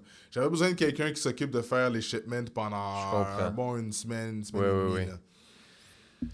Il y a eu un problème avec... à la frontière. Ah non. Avec mes produits. La batterie, le ci, ça, tout est bloqué. Fait que là, moi, les gens, ils arrivent sur mon site, ils achètent, puis j'ai pas de produit. Je suis sold out. Puis... Ah, mais c'était pas en conséquence de ton inventaire, fait que ça continuait de rentrer. Fait que ça continuait de rentrer. Puis, moi, dans ma tête, en fait, je savais pas que c'était bloqué. Fait que, tu sais, ma soeur, elle m'envoie un message, il en reste plus, tu m'envoies ça, mais là, je suis comme, OK, ben, on était supposé le recevoir, whatever, puis je regarde, puis c'est comme, puis c'est bloqué, c'est même pas bloqué au Canada, ça prend 2-3 jours, là, c'est bloqué comme en Californie ou quelque chose, je suis comme, oh mon Dieu. Fait que tout le Black Friday, puis ça, c'est un problème, là, que ça m'a pris tellement de temps à résoudre, ça m'a pris plus qu'un mois débloquer les produits de la frontière. Wow. Fait que là, moi, j'étais content parce que c'était comme mon premier mois que je vendais pour comme 10 000 $ de produits. My God. D'une compagnie que je venais de commencer, je connaissais absolument rien. J'étais comme, oh my God, j'en reviens pas. Puis en même temps, c'est comme cauchemar parce que là, j'ai des clients qui m'envoient, hey, ça fait 5 jours, j'ai même pas reçu mon tracking number, j'ai pas reçu. Là, je suis là en train d'envoyer des masses emails aux clients, de faire comme, il y a eu des problèmes avec l'inventaire, puis les blablabla. Puis là, j'étais comme, OK, écoute, si tu veux un refund, je te le fais, mais si t'attends, je peux te donner un gift card, puis blablabla. C'était l'enfer. Ben oui, parce que 10 000 $, c'est beaucoup de transactions, fait que c'est beaucoup de clients à écrire individuellement. Là. Exact, ouais. Wow. C'était vraiment pas le fun. Puis tu sais, quand tu es dans une business comme ça, puis quelqu'un achète de toi, tu sais, je suis pas Nike, là. Non. Quelqu'un achète Nike, puis ses shoes, ils pètent, il va se racheter une autre paire de Nike. Mais oui. T'achètes un produit de Recover Vibe nulle part sur Internet, t'as jamais entendu. Ouais. Puis là, il y a plein de problèmes. Il y a des chances que tu réachètes plus jamais de Recover Vibe. Fait que là, moi, je suis en train de penser à ça, puis je suis comme, oh my God, ça fait quoi? Ça fait 30, 40, 50 personnes? C'est ta première impression qui est là et ruinée. Exact. Là. Ouais. Ça, c'était vraiment difficile, mais c'est l'importance de comme supply chain, puis de s'assurer que ton inventaire, puis que tu fasses des systèmes, puis que tu te fasses des rappels, que peut-être quand mon inventaire arrive à temps, ben, faut que je le commande, puis que... Tu sais, c'est des affaires comme ça qu'on pense pas qu'ils vont être des problèmes, mais ça faillit être vraiment mauvais. Là. Puis au final, t'as survécu ça, t'as passé au travers. T'as-tu pu livrer à certains de ces clients-là? Ou... J'ai pu livrer, mais tu sais, imagine commander quelque chose mi-novembre puis le recevoir, puis c'est passé Noël. Ouais. Fait puis c'est sûrement des cadeaux de Noël. Genre. Ouais, tu sais, il y en a qui c'est des cadeaux de Noël. Il y en a qui m'ont dit, hey, c'est un cadeau de Noël. C'était vraiment l'enfer. On est passé au travers. Content que tu sois encore là. Tu sais, tu portes encore le t-shirt, fait que c'est encore en vie. Là. Ouais. Le site est live. Là. Okay. Ça, c'était une leçon, tu sais. Puis l'entrepreneuriat, c'est vraiment problem solving. C'est comme, Ben oui. il y a quelque chose qui va arriver. C'est pas quand j'arrive à ce niveau-là, ça va être bien. Non, non, non, non. Quand tu arrives au niveau plus loin, c'est plus de problèmes, puis c'est des différents problèmes, puis c'est sur une plus grosse échelle. Ouais. Mais si tu es correct avec ça, puis que tu aimes le fait que tu as été capable de résoudre des problèmes dans le passé, puis que tu es comme, OK, ben, je sais que quand quelque chose d'autre va arriver, ben, je vais être capable de le surmonter. Ouais.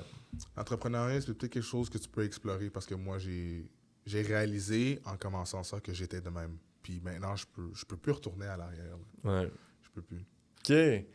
Ben, vraiment intéressant. Puis je suis content que tu aies tiré des conclusions. Puis clairement, ben, j'espère pour toi que tu n'as pas eu d'autres problèmes d'inventaire après. Là. Ah, t'en as eu Un peu. Ok, bon, ben, ouais, ça là, arrive. ça arrive. Ben, pas trop, là. Pas trop. Pas aussi pire que ça, tu sais. Ouais. Des fois, c'est juste un calcul. On va dire quelqu'un a commandé, mais là, finalement, comme il y en avait un ou deux, puis j'étais comme, oh my god, je pensais que j'en avais, j'en ai pas. Ça, des fois, c'est pas si pire. Ok. Mais le nombre de problèmes en général dans les 4 dernières années, je peux même pas les compter. Là. Ouais, c'est toujours ça. Là. Tu sais, quand tout va bien, tu regardes c'est quoi qui devrait aller mal dans les prochaines heures ou aux prochains jours. Là. Ouais. Ok, cool. Puis t'en as donné plusieurs, là. Mais j'aime ça finir là, un peu avant le mot de la fin avec un segment que j'appelle la pépite d'or où tu en as donné tellement de conseils à travers, puis pour différentes audiences, là, les gens qui cherchent un emploi, les gens qui se lancent en entrepreneuriat, peu importe. Si tu avais à donner un conseil à n'importe qui écoute, ce serait quoi? Ouh, c'est une question difficile. Hey, t'aurais dû me préparer pour ça. T'en as tellement donné sous différents contextes, là. Mais tu sais, si tu parlais au Lens de v'là 4 ans, avant Physio, avant Recover Vibe, il vient de lâcher le basket, puis il sait pas trop dans quoi il s'embarque, tu lui dirais quoi? Je te dirais... OK, ça m'oriente un peu. La chose la plus importante que j'ai appris en ayant des business, puis en faisant tout ça, c'est l'importance de savoir qui on est. Self-awareness. Mm-hmm.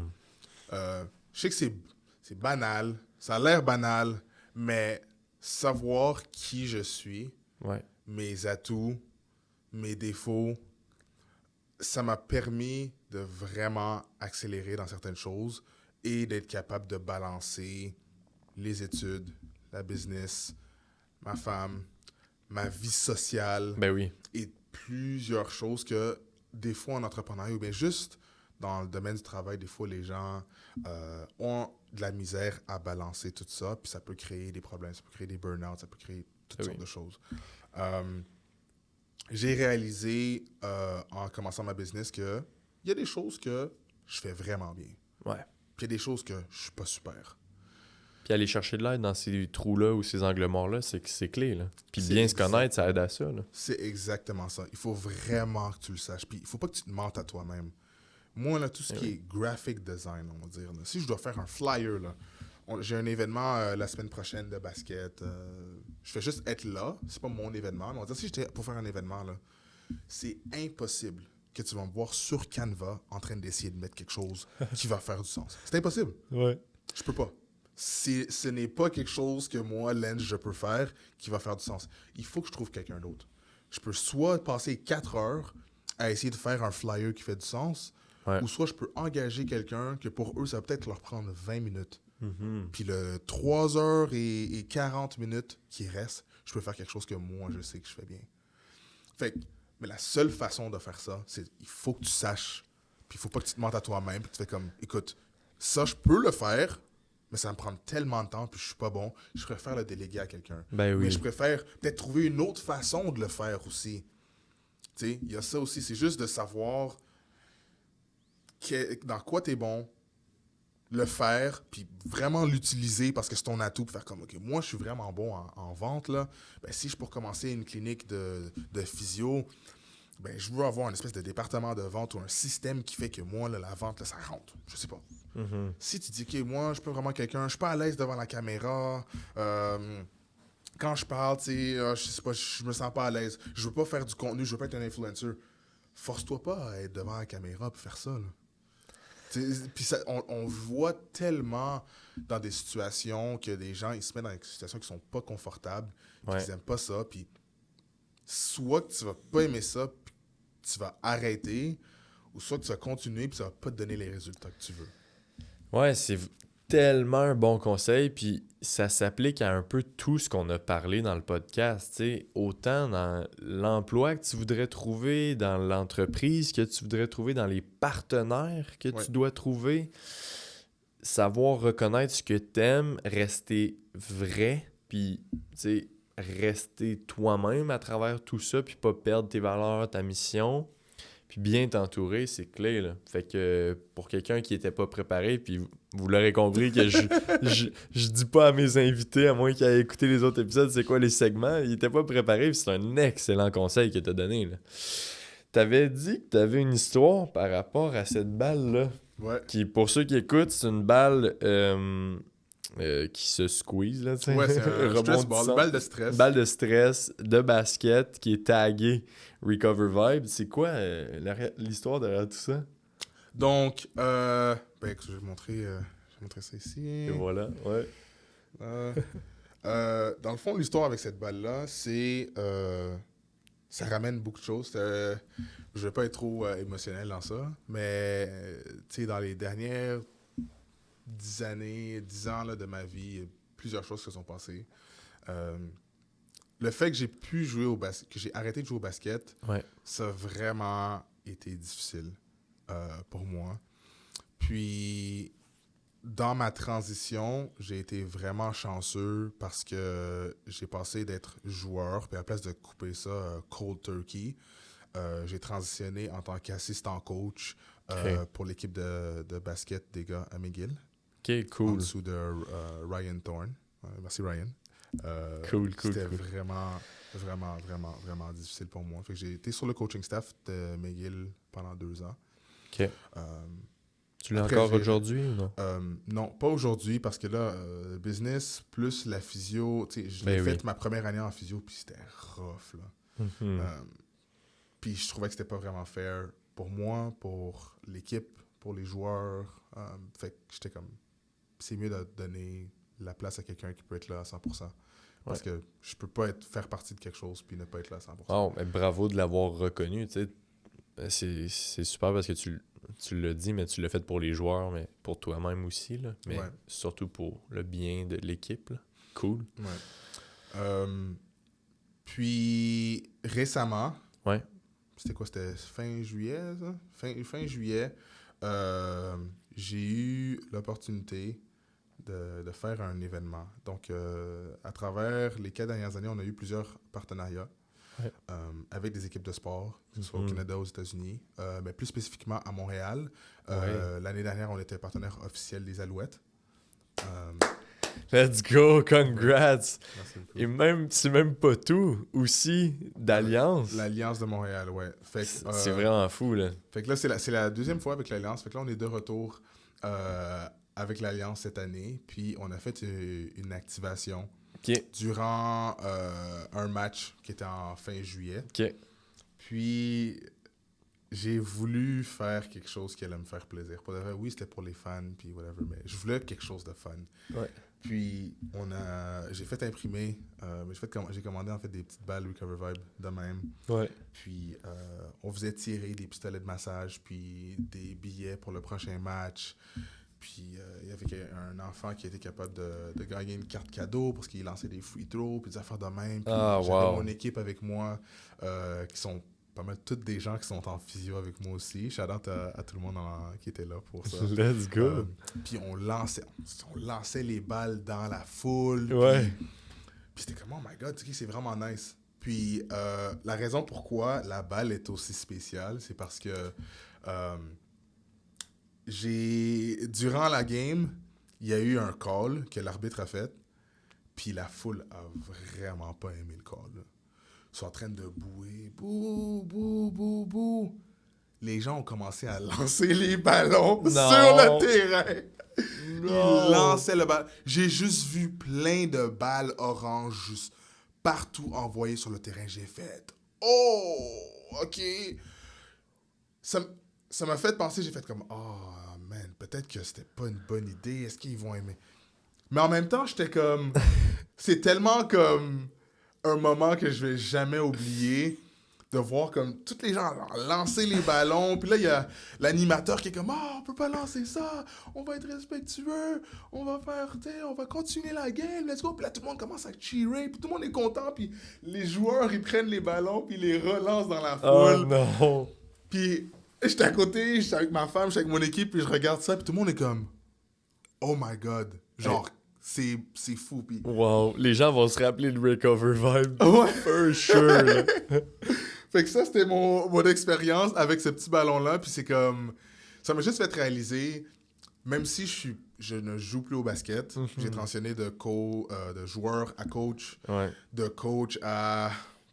Tu sais, rien vraiment. Je suis quand même resté impliqué dans le basket avec Recover Vibe. Ouais. Puis j'espère aussi m'impliquer dans le basket en tant que physiothérapeute dans un futur très proche. Je pense que tu as le réseau pour le faire clairement, puis tu es bien positionné pour le faire avec tout le bagage que tu as. Fait que je te le souhaite, puis je suis pas inquiet que ça va se produire. Wow! Hey, on pourrait se parler pendant des heures. Ouais, ça, tu m'as dit que t'avais juste 4 heures, hein? Ouais, quel épisode! C'est ça, il reste juste 3-4 heures à l'épisode, là, on a bientôt fini. Non, mais sans blague, c'est vraiment, vraiment intéressant. Comme je l'ai dit au début, on s'aligne beaucoup. Tu sais, j'ai jamais été athlète de haut niveau. J'ai été à l'Université Laval, je suis un originaire de Gatineau, mais au niveau mentalité, puis comment on voit la pratique, puis comment on entreprend dans nos domaines respectifs, comment on voit certaines choses. Je trouve qu'on se ressemble beaucoup, puis j'ai vraiment, vraiment aimé notre discussion.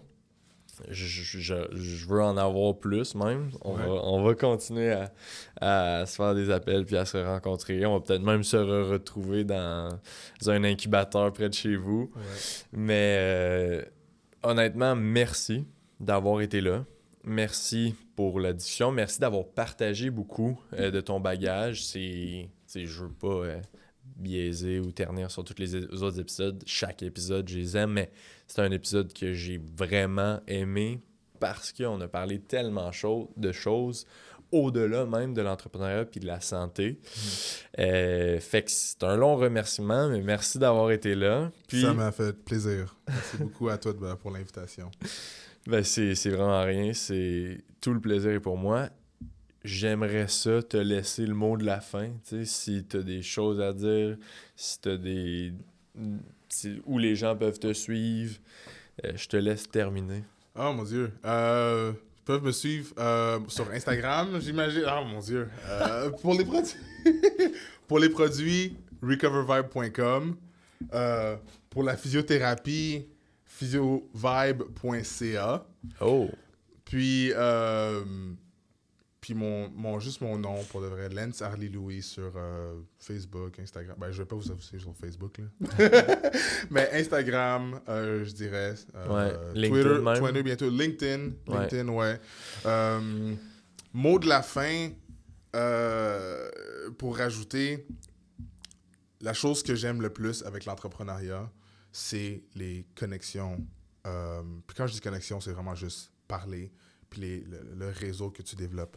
J'ai développé des relations avec des gens que je sais que si je n'avais pas commencé une business, j'aurais jamais fait ça. Donc, je remercie l'entrepreneuriat en général pour toutes les opportunités que j'ai eues. Puis, je suis vraiment content d'avoir fait ta connaissance, puis qu'on va continuer de discuter. Puis, je conseille à tout le monde, peut-être pas de commencer une business, mais de discuter, puis d'expandre ton réseau, puis de juste faire des connexions. La plupart des gens sont pas pires. T'sais. Les gens, là... T'es pas pire. C'est ça, je suis pas pire. Hey, ben merci. À bientôt. Yes, à bientôt. Ciao.